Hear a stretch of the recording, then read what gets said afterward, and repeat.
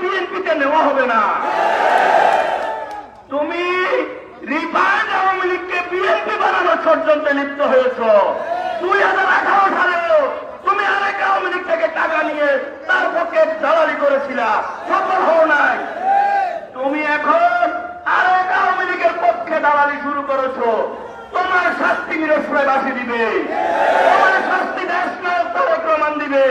তুমি কেন বলতে গেলা মিরসরাইতে আওয়ামী লীগকে নমিনেশন দিবে? তোমার সাথে কথা হয়েছে আওয়ামী লীগকে নমিনেশন দিবে? আনো, সে আমরা চিনি তোমার সেই আওয়ামী লীগকে। তুমি কার কথা বলছো মিরসরাইবাসী জানে।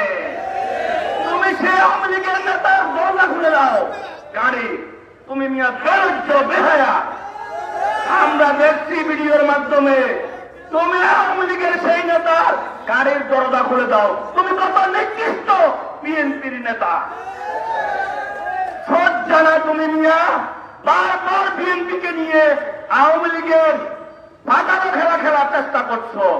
আজকে তুমি ষড়যন্ত্র করেছো বিএনপিকে নিয়ে।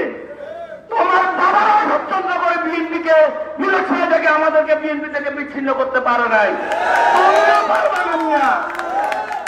তুমি মিরসরাইতে ছাত্রদল ধ্বংস করেছো, মিরসরাইতে তুমি যুবদল ধ্বংস করেছো, মিরসরাই বিএনপিকে কুতাল দিয়ে তুমি ধ্বংস করেছো, মিরসরাই স্বেচ্ছাসেবক দলকে তুমি ধ্বংস করেছো। তুমি ধ্বংস হওয়ার সময় এসেছে, তুমি নিজেও ধ্বংস হয়ে যাবা।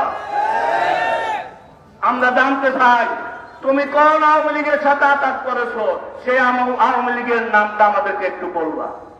এটা তোমার থেকে আমরা জানার খুব ইচ্ছা।